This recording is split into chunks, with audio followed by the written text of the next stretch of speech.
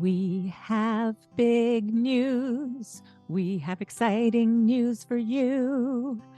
Tell them what it is, Serena. We are super excited to announce that we are starting our first membership this January 2024. Yay! Membership. So we're excited to let you know that we will be hosting a monthly membership where when you join, you will be with us live in a Zoom room once a month for a workshop like we just hosted. It's going to be a workshop like that, one topic each month, a different topic. You might even help us come up with the following month's topic from inside our membership. Super excited to meet you. It was so fun meeting a few of you in our inaugural workshop. So we're really looking forward to that. And when you are a member, you will also be receiving a monthly newsletter where I'm going to be a little more intimate and I'll be sharing the things that are working and the things that aren't working for me. Yeah, like taking a tool that you've learned from the podcast and how you're implementing it and how well that worked, or maybe if it didn't work. And then Amma can put in my 2 bits worth. We'll see how that goes. But a membership newsletter and a membership live Zoom room workshop starting in January 2024. Can sign up through our Patreon link in the show notes, yeah? Yes, everything will be in the show notes, and we can't wait to see you there, listeners. We can't wait. Yay! Welcome back to the Nurturing Parent Podcast. Today for episode number 94, we are going to give you some great tools that you can use if you find yourself snapping at your kids. We have an amazing guest, Tina Hamilton, join us to have a conversation about inner child healing or childhood trauma healing. As you know, each week we try to equip you with some useful parenting tools to add to your tool belt. So this week, Tina is going to give us some great tools that we can add to help us have a little more patience and emotional awareness in our parenting journey. All right, let's get into it. Hey, Mama, welcome to the Nurturing Parent Podcast. Do you want to end the constant battles for bath time? Do you find yourself emotionally exhausted at the end of the day? Do you wake up with big hopes for a smooth day of fun with your little ones, only to face an early morning meltdown because you peeled their banana the wrong way? Silly you. Silly you. Hey, I'm Serena. I am a mama of 2 little ones, and as a new mama, I constantly questioned myself. I wanted to make sure I was raising respectful kids while also building a strong bond with them. But I discovered that I had to unlearn my ideas that punishment was the way. With Lisa's encouragement, I've been practicing a respectful and gentle parenting approach, which is strengthening our bond as a family. And hi, I'm Lisa. Amma means grandmother in Icelandic. I am a mama and an Amma. And I have over 40 years of experience in childcare and parent coaching. And I'm so excited to share the knowledge I've gained over these years with you. Together in this podcast, each week we will explore some easy to implement skills you can add to your parenting tool belt to help you create a happy, thriving family. Today, we are excited to introduce you to our next guest on the podcast. Tina Hamilton is coming to us today from Maryland, USA. Tina is a mom of 2, a 10-year-old daughter and an almost 2-year-old son. She is an educator with 15 plus years of experience and a parent coach. Welcome, Tina, and thank you so much for joining us today. Thank you, Serena. Hi, Lisa. Thank you for having me. Of course. So excited to have you here. All right. So to get started, for our listeners to get to know you a little better, can you share with us the nature of your work as a parent coach and how you got started doing it? Sure. So my work is primarily focused on emotional awareness, nervous system regulation, and inner child healing. For those who are unfamiliar with inner child healing, it's about understanding our learned behaviors and our habits and patterns that we picked up in childhood that are showing up in our adult life, and working to rewrite those messages and heal the messages so that you're able to show up more freely and intentionally in life and in parenting. And so I came into this work, as you mentioned, I was an educator for nearly 2 decades, and in the middle of that, I had my own child. But I was very close to the child development, understanding the relationships between parents and children, what is expected of certain time periods in a child's life. I was in middle school, so I was in a very sticky time of children's lives.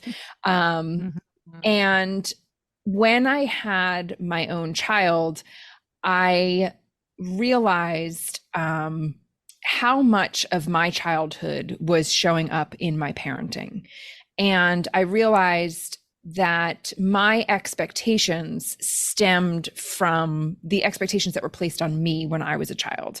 And so I expected my child to be and act and do a certain way, but I wasn't consciously thinking about that. And so I started to bring that awareness into the classroom, and I started to help parents to navigate that relationship between themselves and their children, and more about like setting their expectations around their academic performance, being that I was a school teacher, a math teacher too. And so a lot of parents would come to me and be like, I don't understand math. I never understood math, but my child needs to be a straight A student because I need them to get into this prestigious high school and they need to go to this college. And so it was all about understanding why they had this drive for their child to be a certain way, and helping the parents to understand who their child actually is, and that there are so many different ways to succeed, and it doesn't always involve an Ivy League college.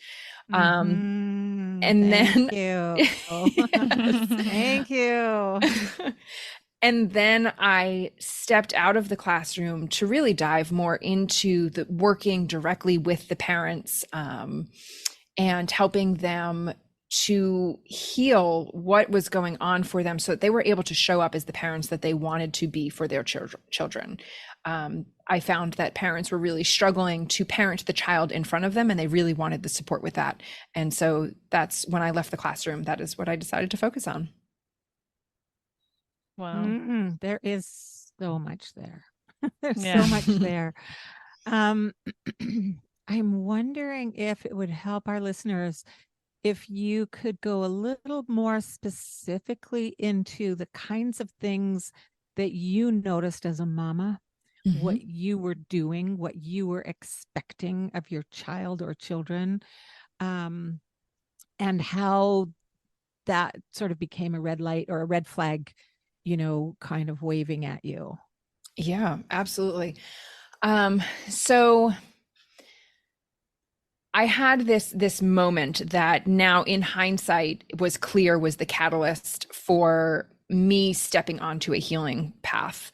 I was a single mom for probably about a year at the point that this moment happened. And the first few years of my daughter's life, I was a stay-at-home mom with her, and I was able to be attentive and cook all of her meals and really focus all of my attention on her. And then when I became a single parent, I went back into the classroom, and I was working teacher salary didn't cover all of my expenses. So then I also had to tutor outside of the classroom.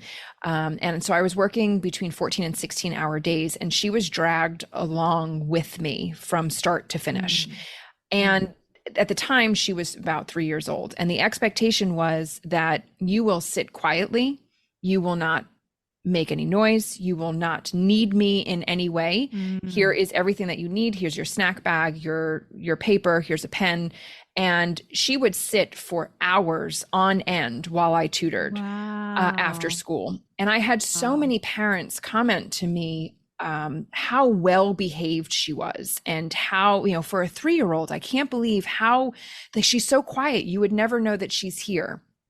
And at home, she was a child who she knew how to clean up after herself. She pushed in the chairs at her little kiddie table. She put her laundry in the washing machine. She would help me vacuum, right? At 3 years old, she had these responsibilities. Yeah. And at the time, I didn't really think that there was anything wrong with it. because can I just interject? Yeah. Society would also think you have a very good girl, a good child. And, that whole concept of having a good child, I rebel against. And Serena, you and I need to do an episode all about why children are not good or bad, but the good child thing. And so you would have gotten, gold stars. Yeah, gold stars. Mama, you're doing something right. You've got this good child, right? So what's the problem? So the problem is that she wasn't having any of it. So there was one morning, I was trying to get her dressed for school, and she was doing what toddlers do, where they just wrestle you, and didn't want to wear the clothes that I had put out for her. And I ended up having to really hold her close to me and force her to get dressed. And she ran away from me, and I snapped at her, and I screamed really, really loudly in a way that I'd been firm before with her, but I'd never yelled at her the way that I did in this moment. And the way that she looked at me, it was as though I had turned into a monster. The look on her face was like she didn't recognize me, and she ran into her bedroom and she slammed the door. And I remember standing on the outside of the door thinking to myself, this little brat, I have to get to work. I'm going to be late. Who does she think she is? And I had every intention of swinging open the door and flying in there and saying to her, let's go. You don't know who you're talking to, throwing her over my shoulder and dragging her out of the house. Don't talk to me like that. Right. Yeah. Exactly. And when I flung open the door, she was sitting on the bed, and it was clear that she was crying, and her little feet were just dangling off the bed. And she looked at me and she said, have a sit, Mama. And I was immediately like, oh, okay. What? And I went and I sat next to her, and she said, you really hurt my feelings when you yell like that. And something inside of me just broke. It was this moment of, you will sit here and you will hear her. And it didn't matter that I had to get to work. I felt this sigh of it was just relief. And I've come to know. Sigh just then, I just had a really deep sigh. I felt it too. It's oh, right. Yeah. And I've come to know that in that moment, she was the voice of my inner child saying, I need you to pay attention. I need you to hear me. This is not okay. And that afternoon I called a therapist and I got into therapy. And I mean, this was back, almost 10 years ago. And so it was long before the wait lists at therapy offices. So I was in therapy by the following week. And that started my journey. It made me realize that there is so much more to parenting than I thought that there was, and that I had the ability to be somebody different by being more intentional. Thank you so much for sharing such a vulnerable moment in your whole life as a parent, as a human. Thank you. That's an incredible story to share. Thank you. It really gives all of us, I think, our listeners and Serena and I, it gives us pause to think, okay, those little tiny moments in time, you can choose your knee-jerk reaction and go in there and tell her what's going to happen and how it's going to happen, and drag her screaming and fighting out of there, and continue that cycle that has probably been generational from what I know about healing the inner child work, or you can make a change in that moment. Yeah, it really, it definitely is generational.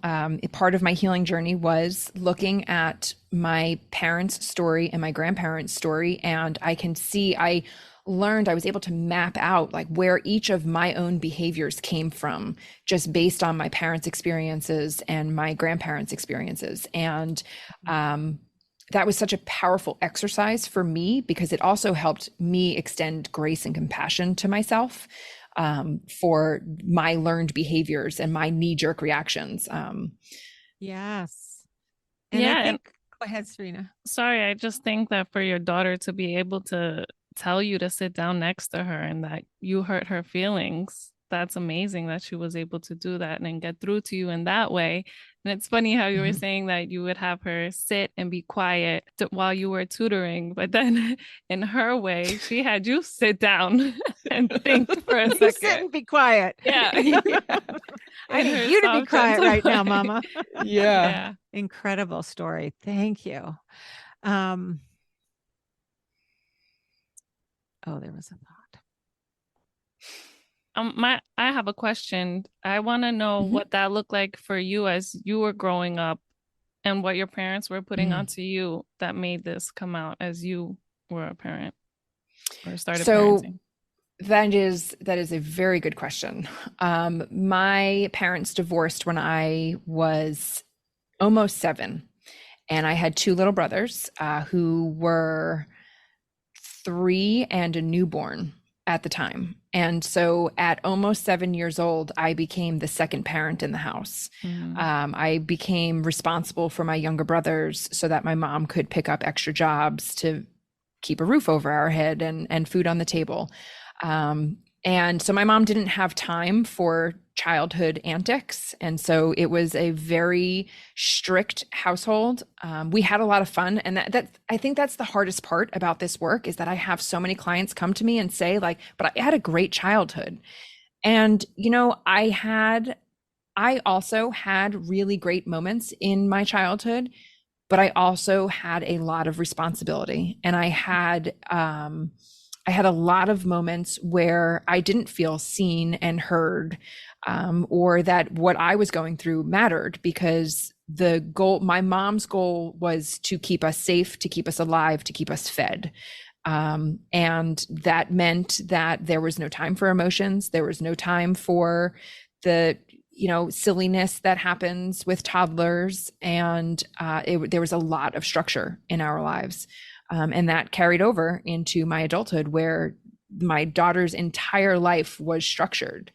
And now as a almost 11-year-old, she really struggles with downtime because of that I structured all of her day for her.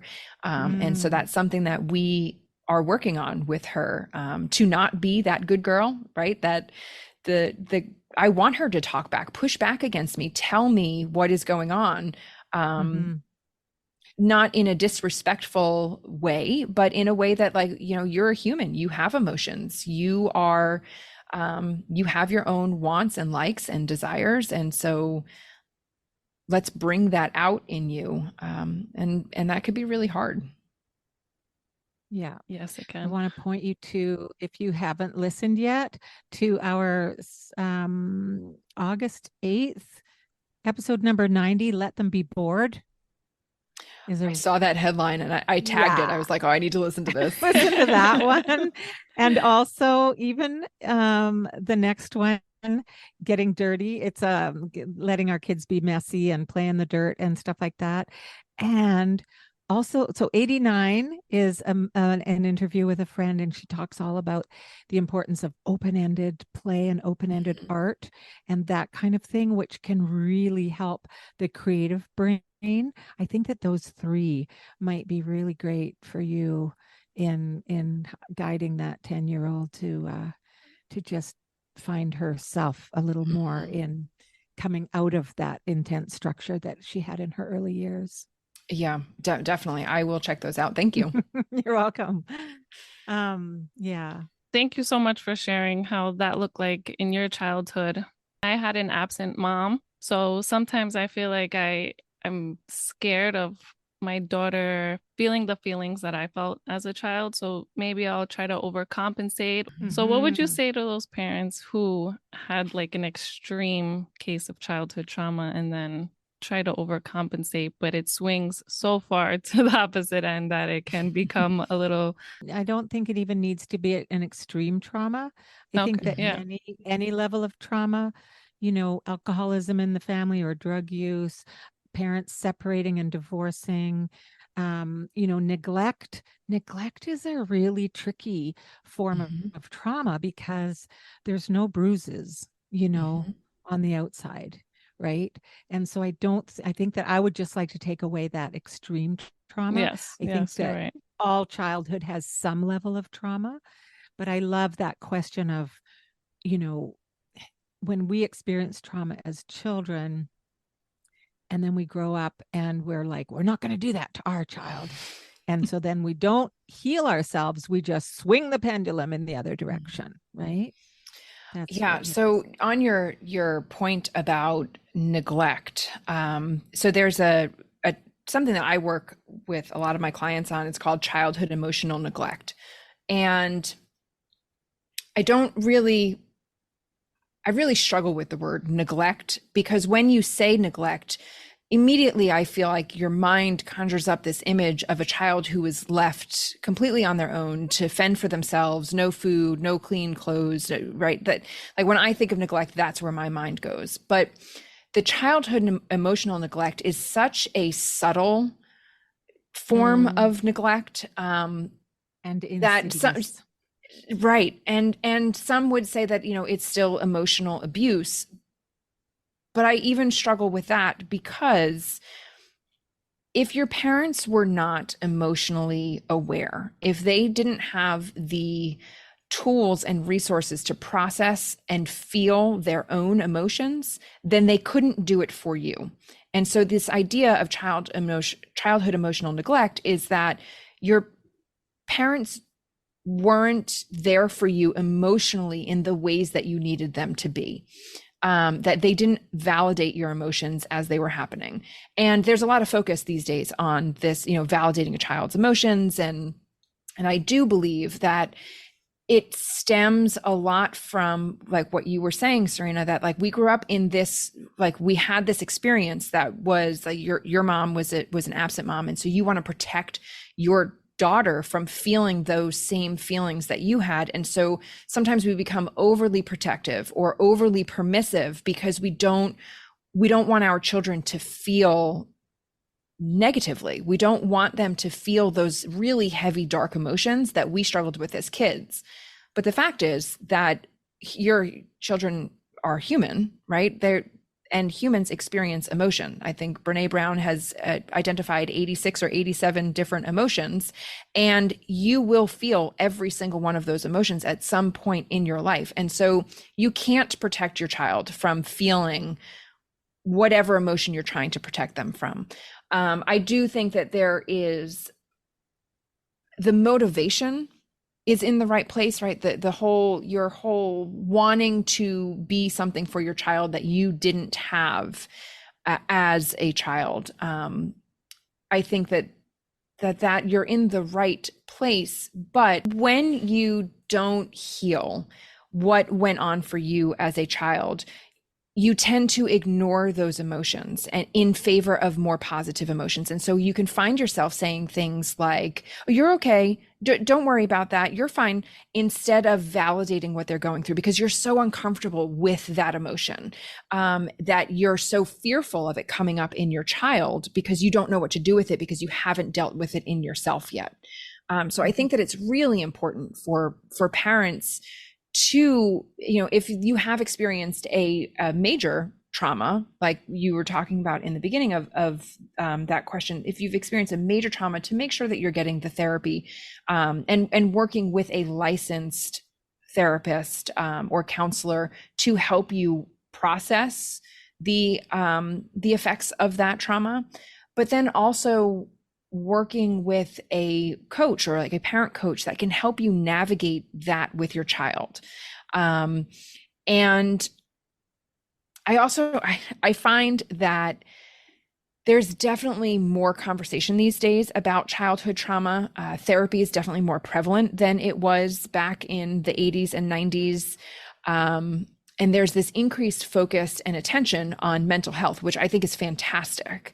But what I tend to see and find with my clients, and what you see it all over TikTok, is, like, we have this attention, this increased focus and attention on mental health, but sometimes people are getting their advice from TikTok and Instagram, which is not really the place that you want to be getting your mental health advice. Support. Right. And so what I see with my clients is that they are doing one of two things. They are parenting from their learned behaviors and parenting, right? They're parenting exactly how they were parented, which is how I started my parenting journey. And they have no idea or interest in understanding how their childhood is showing up in their life. They have this idea that, the world is a tough place and you need to toughen your kids up and, treat them how the world is going to treat them, because they're going to get, chewed up and spit out if you're not tough with them at home. Or, like you said, the pendulum swings the complete opposite direction, and they want to be anything but what their parents were. And they follow this idea of gentle parenting or conscious parenting or respectful parenting, or like whatever type of parenting that you want to put in there. But I find that it's a very script driven parenting. And so I really struggle with this idea of like, I'm going to be a gentle parent, or I'm going to, be a respectful parent, or you don't come into parenting with this idea that I'm going to, be shouting and yelling at my kid all the time. And so or that you're going to be constantly battling to get them to do what you want them to do. And then you have these scripts from these prescribed ways of parenting that you're thinking, like, because you're not actually healing the things that were going on for you, you're thinking, oh, I'm just going to follow what these scripts tell me to say. But what you find out is like, oh, well, gentle parenting doesn't work for me. My child doesn't listen unless I'm yelling at them. And there's this, essentially what's happening is that your child is going to be a child. Your child is going to, they are timeless creatures. They are so in touch with their intuition, and they're free, and they are just in search of what lights them up and what excites them. And as parents, we need structure, and we have timelines, and we have places to be and things that need to get done. And so naturally we butt up against each other there. And when you try to implement these scripts that they give you in the gentle parenting without doing the healing, you're essentially continuing to just push down those emotions that are coming up for you. You're getting frustrated with your child because they're not listening, and you're still trying to throw the script at them and like flipping through, like, well, the script doesn't say what to do when, on the third time, my child's just supposed to miraculously listen because that's what I'm told it's going to happen. And so you're getting frustrated. You're now activated from your past, from, your childhood messages and learned behaviors. Your knee-jerk reactions are starting to come out, and you end up shouting and yelling at your kid. And finally your child listens because they're so startled. Like, they have no idea what just happened. Like, mom just went from, being so gentle and patient and kind and loving to all of a sudden she's screaming at me, and I better hurry up and get my butt in the car before I get in trouble. And so it just, I really struggle with the idea of just being a gentle parent without identifying what's going on for you and healing the things that you are bringing into your parenting that are coming up for you, so that you're able to better stay in tune with your child. You're able to validate your child's emotions and stay present with your child when they're having their big emotions. And that doesn't always fall with the script. Like, yeah, you could use a couple of the catchphrases here and there, but if the script doesn't help you through what's coming up inside for you. Yeah. So good. There's, again, so much there. What I'm hearing there is that it's kind of like a facade or an icing on top of something really pretty, on top of a big pile of doo-doo. And the doo-doo has to be dealt with before that icing can really work. to make it beautiful, right? I also got counseling when my child was very young. I went to counseling, and I was just discovering, this is way back when. My daughter is now 37, so 35 years ago at least. I was in counseling, 36 probably. Anyway, we were just discovering the whole world of alcoholism, which my father was an alcoholic, and dysfunctional families and all of that. And I started counseling, and I have told this story maybe before, but I think it bears telling again. I was suggested to by my counselor that because I was starting to feel angry and frustration towards, or not towards my daughter, but it was coming out at her. I was having a short fuse and yelling, and not often, because I caught it really quickly because I was determined not to be that mom. And my counselor said, try like punching a pillow or throwing rocks into the ocean, or, going somewhere where you can yell really loud outside, in ways of getting the anger out of my body and allowing it to sort of be out in the world in a healthier way. And so I shared that with my daughter. I said, the counselor said I don't want to yell at you. I could do this instead. And one time she heard my voice just starting to shift. And she said, Mama, do you need a pillow? And she ran and got me a little pillow to punch. Right. And that was that was my moment, like your moment with your daughter. Come and sit, It was like, okay, I am here with you. And I think we come into parenting, 99.9% of us come into parenting not knowing that this is going to be a therapeutic ride, that this is an opportunity for our own healing and for our own awareness and ability to rise above and become a better human. We just think that we're going to drag this small person around with us for a few years, and hopefully they're going to come out good on the other side, right? But it's this incredible opportunity for healing. It really is. Our children hold mirrors up to us, and if we're willing to see what they're showing us, they're giving us the answers of how you can heal the pain that you're carrying with you in your adult life, and how you can make your life that much better if you're willing to look. But unfortunately, I find that a lot of us are not willing to look. I would be willing to bet that the listeners of your community, of your podcast and your community, are 100% willing to look, though, because they're here, they're listening. And that's, I tell parents all the time when they go into that shame spiral of, I am a horrible mom, I don't deserve to have my kids, look at what I'm doing. It's, look at what you're doing. You're here, you're showing up, you're saying, I don't want to be this person and I'm trying to do better. And that is, I think, huge for you to recognize. Noticing that there's a behavior that you don't like, that you want to change in yourself, is the first step. And when you notice you just did it again, I say this quite often, don't we, Serena? Don't beat yourself up. Just go, okay, there it is again. There's another opportunity for me to learn and grow and heal. I know in our last week, our episode at the end of August from our listener Q&A, the mama signed it, her name, and then in brackets, a mama who's just trying. And I said, yes, you are trying. You're here. You're writing in a question and a bunch of questions to us, and you're listening and you're learning and you're growing. And that is an incredible gift to not only your child or children, but to yourself and to the world. You are becoming a more healed human. And the world, oh my goodness, the world needs healed humans right now more than ever. I definitely agree. I love that. A mom who's trying.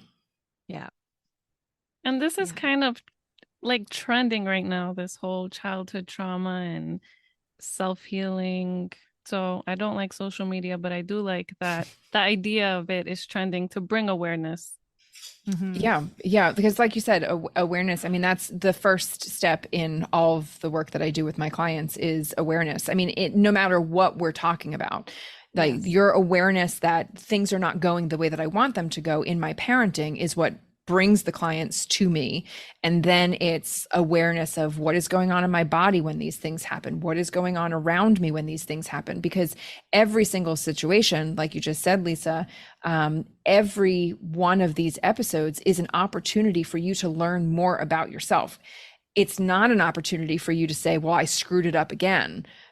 It's when you reframe that as like, this is an opportunity for me to take a deeper look as to what's going on. So I recognize that I had these sensations in my body, but now let's look at what was going on in my environment. Did I just get off the phone with one of my parents and they ticked me off? And so I was feeling activated and then took it Yes. out on my kids.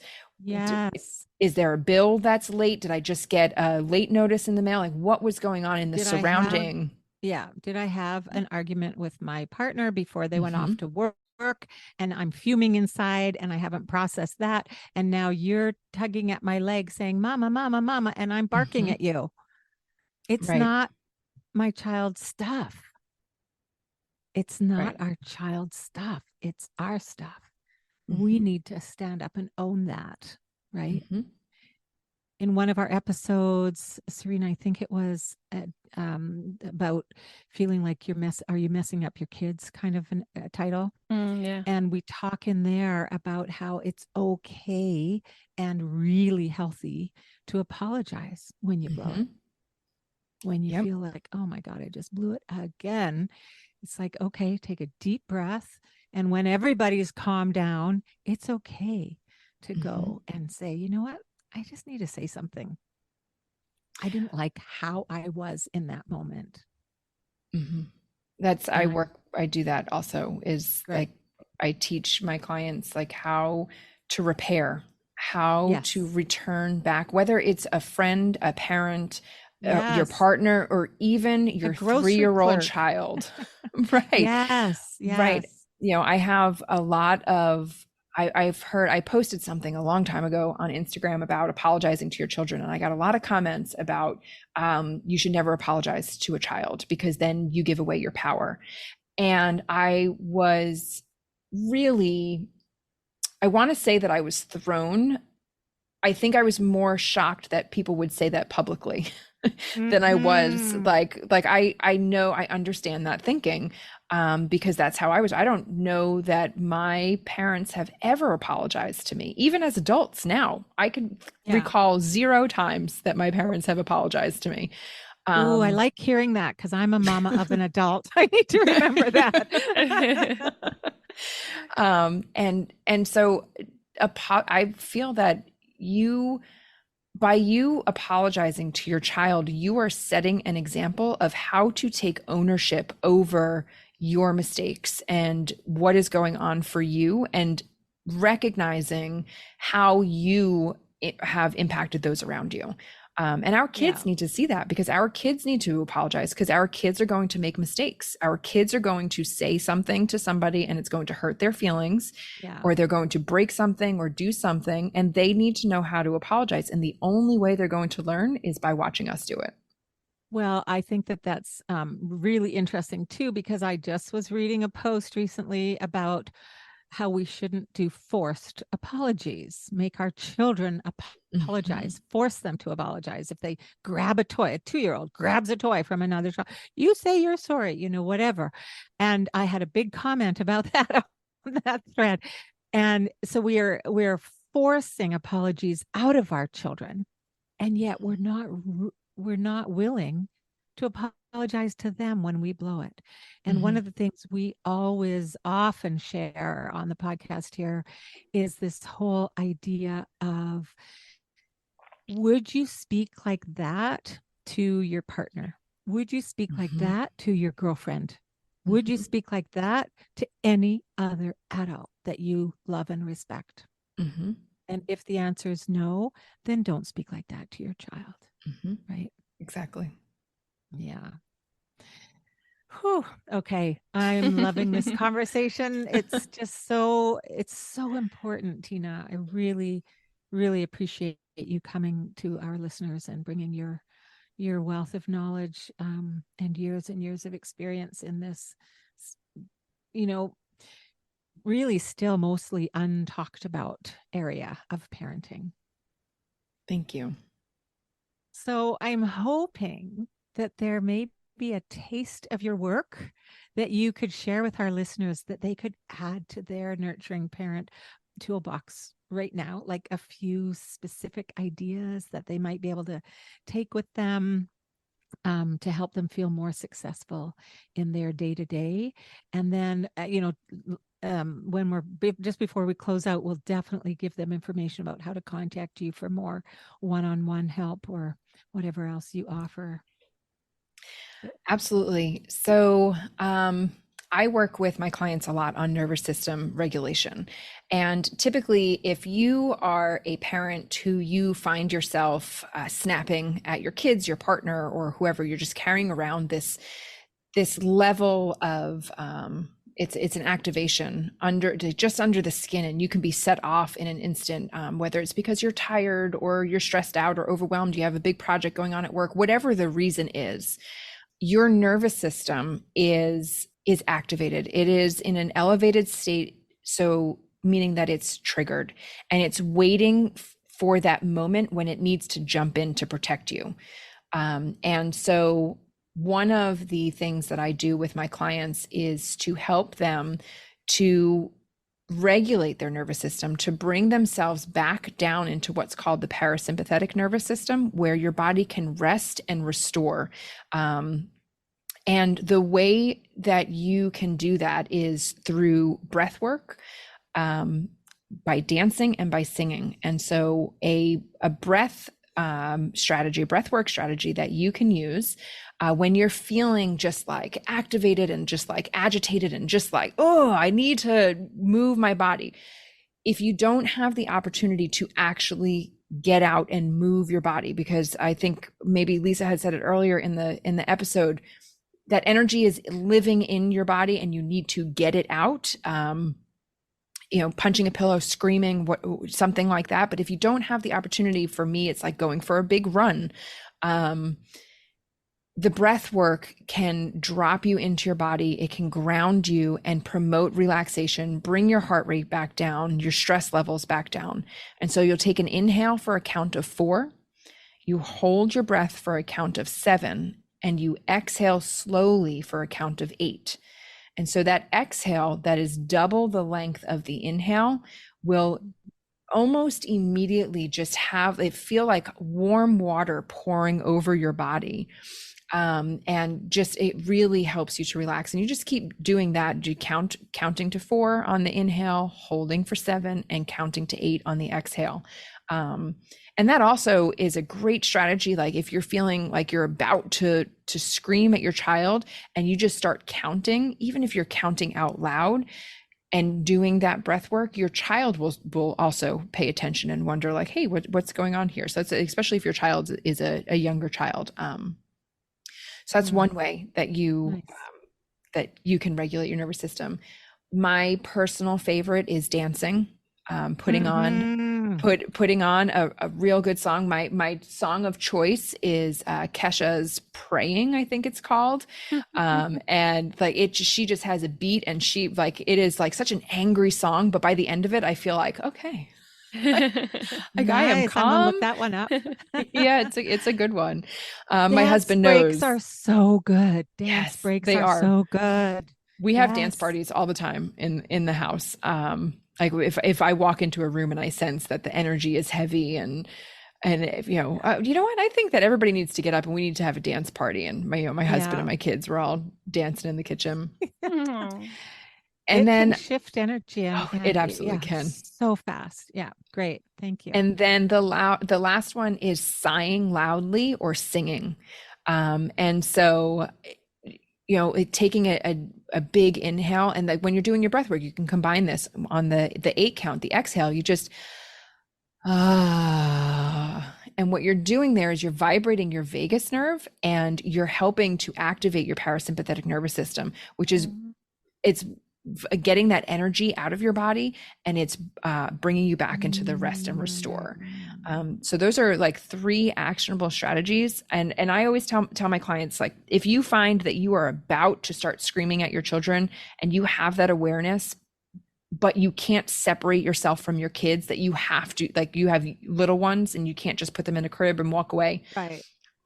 Play a game, roar like a lion with them, get on all fours and say, like, let's roar like a lion, and just start roaring. Your kids will think it is amazing. It is the greatest thing in the world. They'll start cracking up and you will move that energy out of your body.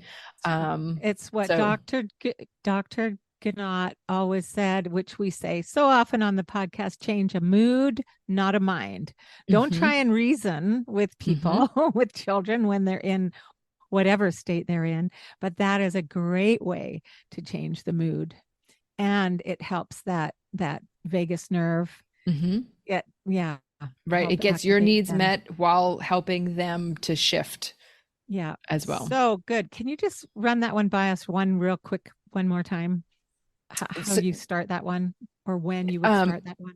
So if you are unable to leave your child, like if you find that you are about to start screaming, or even like you started screaming and you caught yourself, you can say, like, oh, that's not how I wanted to do it. Let's roar like a lion instead, and just start, like, get down on all fours. Yes. And thank you. And right there, that's where I wanted to pop in, is you're going to catch yourself sooner and sooner and sooner in this knee-jerk reaction that you might have been having up until today's episode, you guys. And you're going to hear that scream after it's come out of your mouth. You're yelled at your child and you're like, oh, there, I did it again. And then you're going to go, wait, but Tina said, roar like a lion. So then you can start roaring after the scream and, get down on whatever you can do to make it playful. Right. And the next time, or a few times down the road, you might hear yourself mid scream. And then a little ways down the road, you're going to hear yourself just as the scream starts. And then just before the scream starts, right? Like, I love to remind people that this is a process. It's not going to happen overnight. No, it's absolutely not. And I often, some of my clients come to me and say, well, but you told me what to do, and I tried to do it and it didn't work. And I love what you just said, because I talk about it all the time, is that it's not going to work the first time you try it, and you're not going to catch yourself until after. Working. Right. And it is working. It is working. You're not going to get the results you want the first immediately time and every time necessarily. Yeah. Right. And that awareness will come after you have the explosion. But then you start paying attention to, like, okay, well, here were the things that were going on in my body. Here was going on around me. You put that in the bank of knowledge about yourself. And then you start catching yourself in the moment, and you build your bank of knowledge. And then you have this wide knowledge about yourself that you start sensing, like, oh, this is one of those situations where I usually lose my head. Oh, my chest is starting to feel tight and my jaw is tight. Ooh, I should go and take a deep breath. Right. Because you've built that awareness around what your triggers are and what the sensations are in your body, that you're now able to do it before. And I'll also say that just because you built that awareness and you can do it before doesn't mean that every time you're going to be able to do it before, because it is a process. Yeah. You may be down on your own resources. You may be overtired. You may be hungry. You may be upset about something that happened with another adult in your life just moments ago or hours ago or a couple days ago, might be still hanging around, right? So we're not always able to grab those tools. But the more often you do it, the more readily they'll be available to you, right? Yeah. Absolutely. So good. Yeah, I've been learning from you, Alma, for the last almost 2 years, and it's something that I'm still working on day to day. And when I do feel like I have run out of that energy or that ability, thankfully, it's usually at night and my husband is home, so I can pass the wand to him. It really helps having my partner there to take those moments when I can't anymore. Mm-hmm. And for the single mamas, I was a single mama for a lot of my child's life, as were you, Tina, I think, with your first child.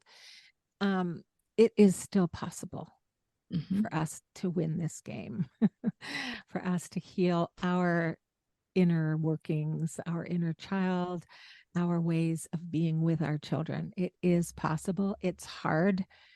It's, it's challenging, and it's possible, especially with some extra support.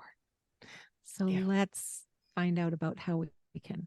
All right. First, we're just going to go through a few questions that we ask all of our guests. Sure. Yeah. All right. So the first one is, what's one thing that surprised you about becoming a parent? Oh, I touched on this one a little bit earlier in our conversation. But I think what surprised me is that I had a choice in how my relationship with my daughter unfolded, and what it looked like, and that I didn't have to parent the way that I was parented, because I could choose to parent differently. And that was completely eye-opening to me when I had that realization. It was like, oh, wait a second. there's a different way I could do this. Nice. What does being a nurturing parent look like to you? Oh, being a nurturing parent is a parent who has their own emotional awareness and is able to be present and validate their child's emotions. A nurturing parent is somebody who does the work to heal their own wounds, so that they could release the decades or maybe generations of baggage so that they don't pass it on to their kids. I love it. And what I hear in there is we're then able to nurture ourselves. And from a nurtured self, we can nurture our children. I love that. We can. Thank you. And then lastly, where can our listeners find you, Tina? Yes. So I mostly hang out on Instagram at Healing Parent Coach. I also have my website, healingparent.com. And I just opened a wait list for my Healing Parent membership, which will be launching mid-fall. So I'm thinking like October-ish, which you could find all the information on my website. You want to just tell us quickly a little bit about the membership? How long does it go for? And so the membership it could either be month to month or quarterly, or you could sign up for a year. And we will have monthly workshops and guest speakers, group coaching calls, live Q&As. And it's a place where parents who are walking the healing journey can come and feel supported and validated and encouraged, and know that they're not alone in this journey, because healing and parenting can both feel very lonely and isolating. And so I wanted to create a place where moms can come and feel normal, feel like they are with other moms who are experiencing something similar. Nice. Do you also offer one-on-one coaching? I do. I have a 3-month coaching package that I open up a couple of slots each month. And so I do have that available, and all of that information is on the website. So thank you. Awesome. Thank you so much for joining us. I think that this was a really, really necessary and vital conversation for our listeners. It may have opened some eyes that hadn't been opened in quite the same way before. And I really, really appreciate you bringing that to our listeners. Thank you. Thank you for having me. I really enjoyed this conversation as well. Nice. And listeners, like we always like to say, we love you. Thank you for being here with us. So my gem from this week's episode is Tina. She's the whole gem. Just kidding. She is amazing though, and I love the work that she does. Just like she said, our children hold mirrors up to us. It starts with us working on ourselves. So to get into my gems, the first one is just to think about, would you speak like that to your partner, your parent, or anybody else? And if the answer is no, then that's not how we should be speaking to our child. And if it's too late, then we can apologize. And that is the best way that we will teach our kids to apologize, by doing it ourselves. Number 2 is ways that we can regulate our systems, roaring like a lion, or letting out a big sigh and just taking that big deep breath, or singing, dancing, having a dance party. Those are all amazing ways that we can regulate our system again. And number 3 is just to focus on the deep breath, but I want you to hear again how Tina says to do it. And I want you to do it with her. And so you'll take an inhale for a count of 4, you hold your breath for a count of 7, and you exhale slowly for a count of 8. All right, let's do it again together. In on 4.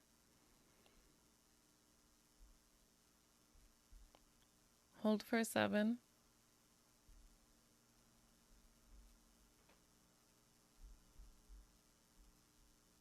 Out for 8.